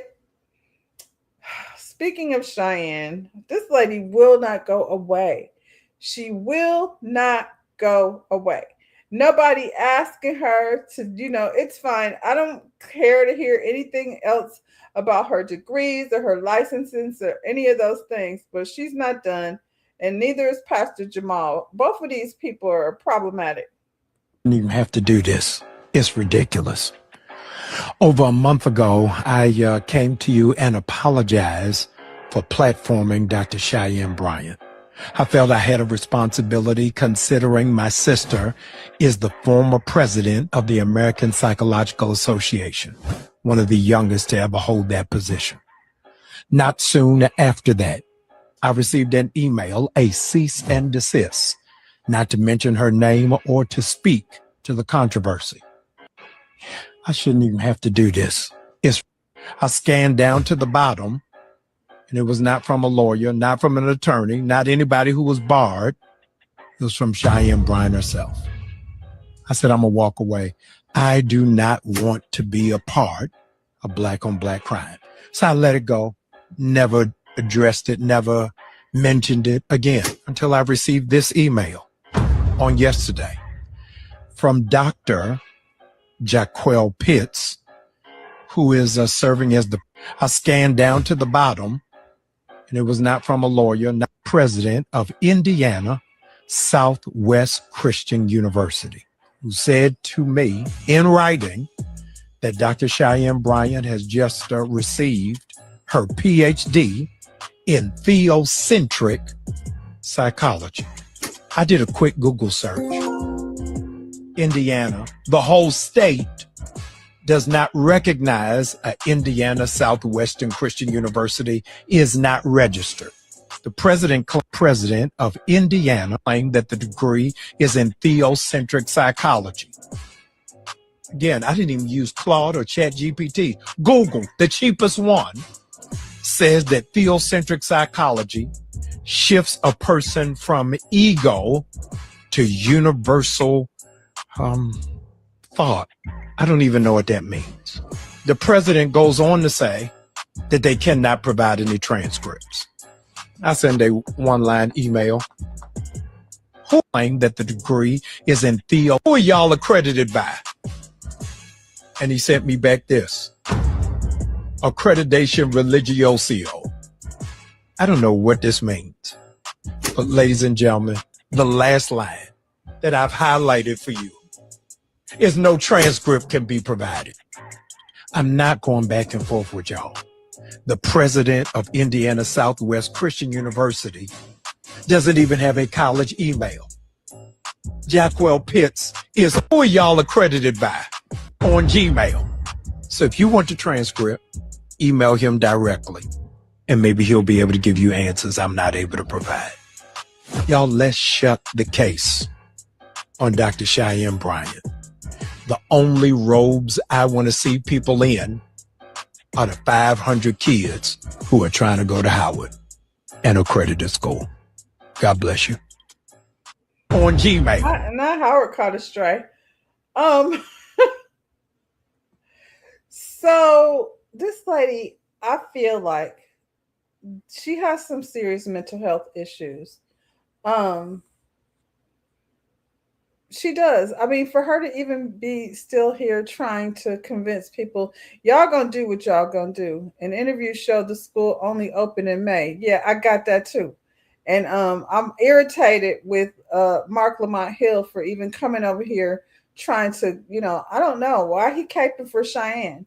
This is one thing that has nothing to do with the interviewer. Why she sent him a cease and desist and then follow up with, because now he's trying to make it seem like Cheyenne had nothing really to do with this. Good morning, Trey. Good afternoon. We done rolled over even into afternoon. You've been stopped paying attention to False Play, Dr. Bryant. I think we all have. We just was like, okay, girl, you don't have a license, you don't have a degree, you don't even show it. I don't know anybody anywhere who has worked hard for their degree and worked even harder to keep people from seeing it. So yeah, she sent that man a cease and desist because, talk about Pastor Bryant, she sent him a cease and desist because he came over here and said he's sorry, he should have vetted, her better before he brought her over here. So here go Mark with his cape on because he got to protect his, unstable friend. The university was created. And who's that one? Is it Cheyenne Bryant? Cheyenne Bryant. The university was just established in May of 2026. So in regard to Dr. Bryant's narrative about the school not being registered, it was just started in May of 2026. So it's not going to have any type of standing online. It was just established in May of 2026. How many doctors have you given out total since May? Only one.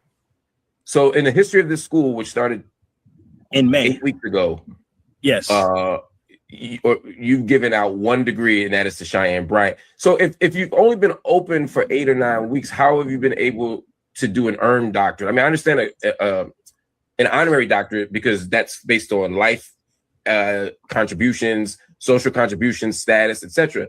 But an earned doctorate is usually done through coursework. You couldn't do coursework in 2 months. Yeah, I'm very familiar with what's required of an earned doctorate. It usually takes 4 to 6 years. Yeah. But as a private Christian university, we actually reserve the right to waive traditional policies and procedures. So how we conducted that particular decision was we initiated a process called prior learning assessment and credit for prior learning. And what that is that's an assessment on one's previous work in the field of psychology or theocentric psychology. And that is a process where we grant credits based on their vocational experience, their career background. There was also a forensic analysis conducted on the therapy sessions and life coaching sessions conducted by Cheyenne Bryant, and she has approximately 20 or more publicly available. And we made the assessment based on her prior learning and her work in the field of psychology to provide her with this Doctor of Psychology and Theocentric Psychology degree. It's a very rare occurrence, but because it's a very controversial subject matter, we decided to take the step up and give her what she rightfully earned. We were compelled by her story about Arkansas University not providing transcripts, not having records. So we stepped up and gave her transcripts and her degrees. Did you attempt to get her, when you applied, did you look at any of her transcripts? I didn't actually have access to her transcripts. I didn't have access to her transcripts. Why not? That is a very tedious process to even acquire someone's transcripts. I have to contact previous universities. But what we did was made aware of is that she does have. You just go online and you type the name. You type the name. You enter it. You give them, like, I think, a small fee. It takes about 5 minutes. Yeah, unfortunately, we wasn't able to do that. However, we are aware that she does have a master's in psychology from the University of Phoenix, based on the viral Netflix video that she posted. If you look closely in the background, you see her master's of psychology degree. What we you did earned her master's degree by zooming in on a Netflix video. Yes. She claims on her public biography that she has a master's in psychology from University of Phoenix. And when you look on the video, you'll see it. Also, we did confirm her attendance at the doctoral level of her participating in courses at Arkansas University as a doctor, as there are various students who stated that she was in the same class. So that's verification that she attended doctoral level classes at Arkansas University. So that was one of the determining factors. I'm not aware of that, but however, based on her competency. What if she attended all the classes and didn't pass any of them? Based on her competency level and her aptitude level demonstrated in the videos, we're pretty sure that she passed the courses. Are you a psychologist? No. I am a therapist. Are you trained as a psychologist? I am trained as a psychologist. So what do you look for? Because I'm not. That's what I'm asking. So what do you look for to know if someone has demonstrated competency in the field? So number one, are you presenting psychological theories? Are you talking about behavioral theories? Are you demonstrating ideas about personality? Are you demonstrating ideas about motivation? Are you providing solutions to behavioral issues that exist? Now, what we will say is she may not be an elite psychologist, but there are certain factors such as the solutions that she provided to couples. She only one. So literally the university was created. And who's that one? Is it Cheyenne Bryant? Cheyenne Bryant. The university was just established in May of 2026. So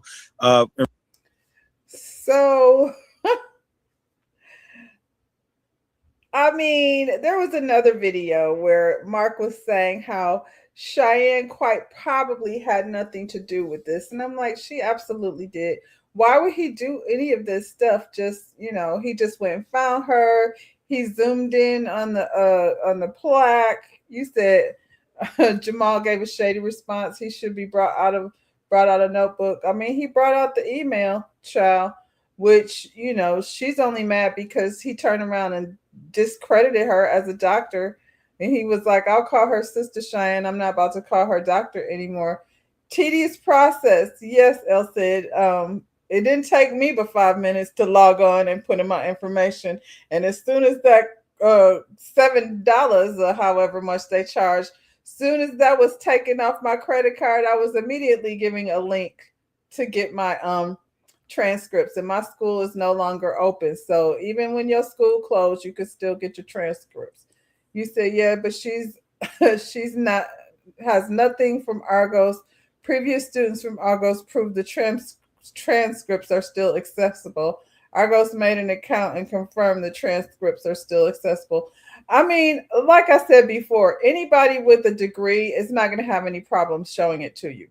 I don't know what kind of tip-tap and tongue-tied nonsense this man is talking over here. Are you a psychologist? He couldn't even answer the question, and he turned around and said, yeah. So I'm going to go, I don't believe him. The key word is given out. Nothing was earned.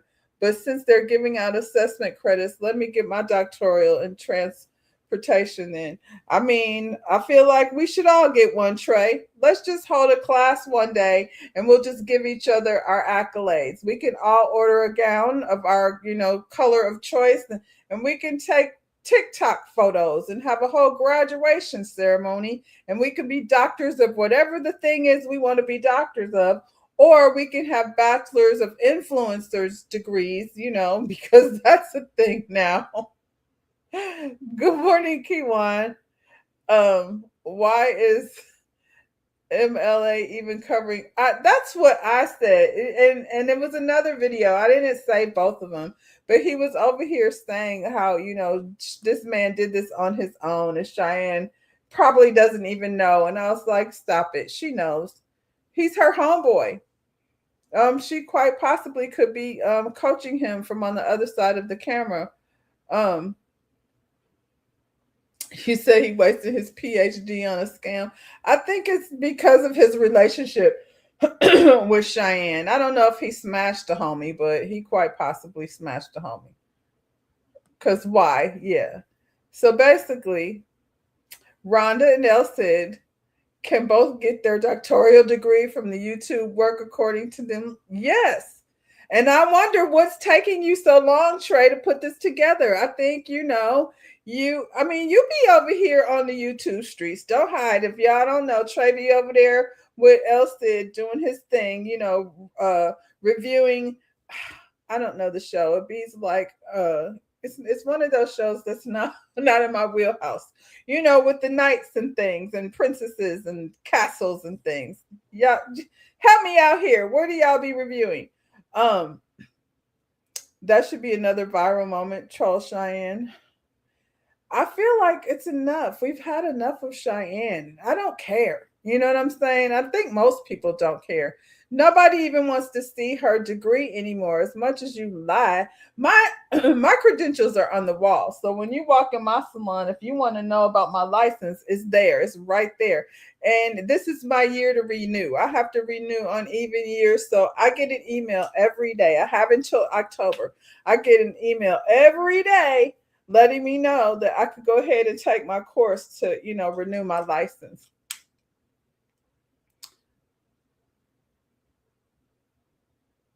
You said, come on, Lotus, the House of Dragons. That's what it is. Yes, they be over here. And so I don't watch House of Dragons, but I do my due diligence. I go and hit the like button, let it ride. You know what I'm saying? So that view can get got. So please know I'll be in the bushes, but I don't watch House of Dragons. Yeah, I think we need to have a ceremony. We can have a coffee talk. Everybody get a doctoral ceremony on whatever it is they want to get their doctoral on. Y'all, I have been watching. You do Love Is Blind, and me and Trey, we don't never necessarily be on the same page when it comes to Love Is Blind. This is my first time watching Love at First Sight. Married at First Sight.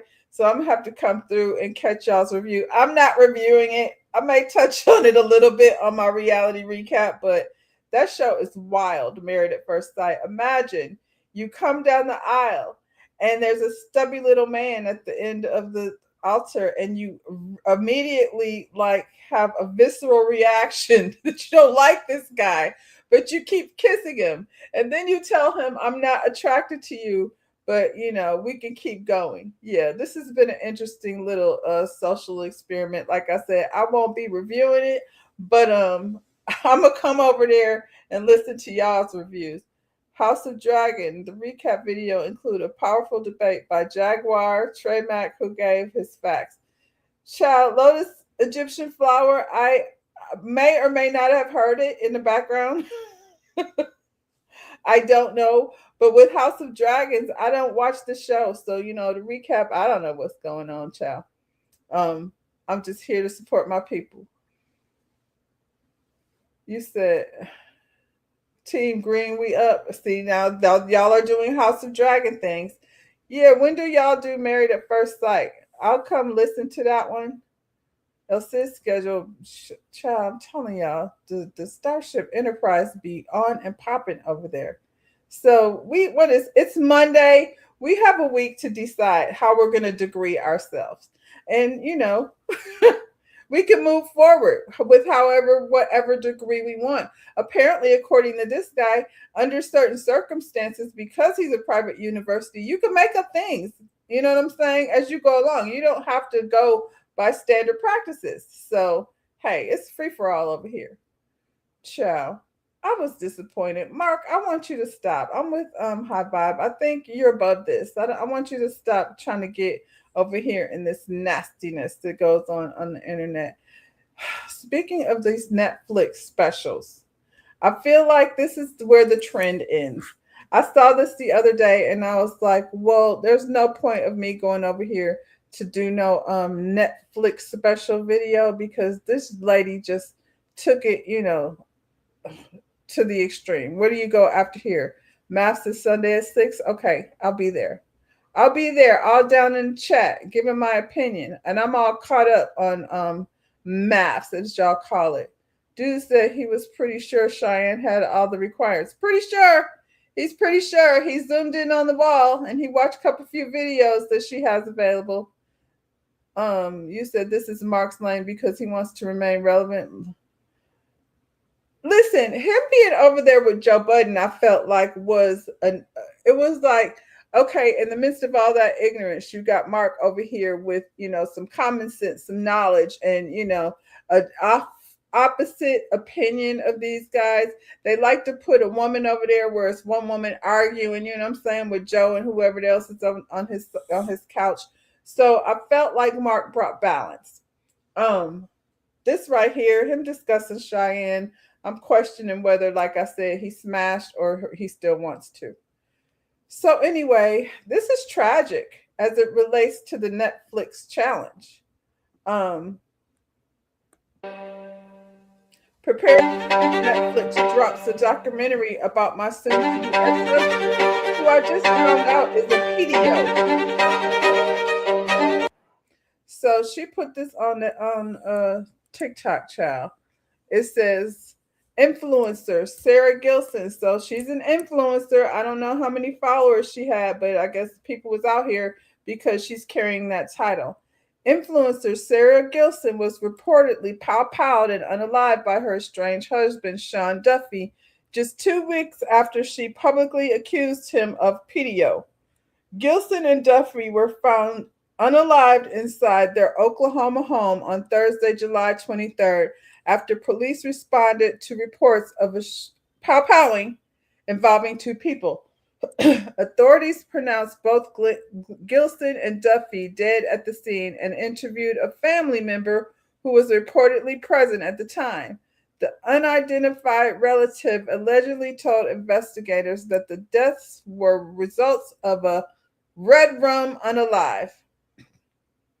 The details came shortly after Gilson took to TikTok to announce that her marriage to Duffy was over and accused her former spouse of pedio. Duffy never publicly responded to the allegations before his death. Gilson had also filed a protective order against Duffy last month. According to the Oklahomian, Duffy was ordered to leave their home and remain at least 100 yards away from Gilson. The protective order was later extended through August 24th. Gilson is survived by her 2 children from a previous relationship. This is wild. I wish she would have thought about that before she set her ass up there and put it on TikTok. Like, if you have a protective order already against someone and then you turn around and play these reindeer games, you know, unfortunately it ended tragically for both of them. I wonder if her kids were involved. There's so many stories. And, you know, again, I don't get into influencer things. I don't know, you know, who she was, what type of influencer she was. This first appointment comment says, ladies, we must move in silence when we are leaving them. Play extremely nice until you skip town and get to completely out of reach. I mean, she's an influencer, so she's still gonna be widely, you know, amongst her followers. She done already spilled the tea, and based on his reaction, seems like she was, you know, it was the truth, because why would he go to such an extreme? It kills me how these restraining orders a lot of times accelerates the situation. It seems like a lot of times women get a restraining order and then that's when the tragedy happens. Yeah, this is a sad story. So after I seen this, I was like, well, we might as well don't do any more Netflix specials. This lady, like, did all of the entertainment. I think between her and Amanda Seales and Cheyenne Bryant, it's a wrap. Let's get on to another trend. Anyway, y'all are familiar with the Florida man. Are you? Have you heard about the Florida man? I feel like Florida man is very popular, you know, in the country as a whole. People know like about Florida man, but they don't really understand the essence of Florida man. So I saw this the other day and I was like, this is it. This is what Florida man is. When you think of Florida man, if you're confused, if you're like, what the heck does that mean? Florida man. Is it a man from Florida? It is, but it's a particular type of man. Man, woman, you know, I feel like Florida man, it could be, you know, gender neutral, because it's a lot of others, you know, over here like this. So, you know, before we leave out, y'all have a good rest of your Monday. Don't forget to like the video, subscribe to the channel, share it with your people. Let them know we're over here in the morning having a good old time before lunch. And yeah, if you ever wondered what Florida man was all about, I'm going to leave you with some Florida man behavior. What's up, boy? You sitting off in that shade, huh? Yeah, it's hot outside today, ain't it? You think I'm gonna be out here messing with you all day? Huh? Hey, nope, this ain't even for you. You know what this for? This for the fish outside. This for the fishes. I know you want to try to take something and run off with it, ain't you? Oh, you trying to take something and run off with it. You can't get this. Hold on, man. I got to feed the fish. Come here. What you about to do? Come here. You know this bread, man. These bread bags, man. You don't want no bread. You know you don't want no bread. It ain't nothing but bread. It's just bread for the fish. It's bread for oh, you mad now. All right, come here. All right, hold on. Let me feed the fish. And I'm gonna have them all congregated in one spot. You can get all the fish you want right here. Cause when I feed them fish, the bass gonna come up and eat them fish, and you just get the bass. You about to get it all. You good? You ain't with that, huh? You want the bread, huh? You can't have the bread. Nobody want to eat no bread. It is plastic, all that stuff. You right? You don't need none of that. You know better. You know better. You already know better. You better stop. You better stop. You ain't about to get none of this stuff. All right. Hey, make sure. Hold on. Whoa. Slow down. Let me get that bag. Hold on. Come on. You ain't got to go nowhere. All right. Where you going? What's up, boy? You sitting off in that shade, huh?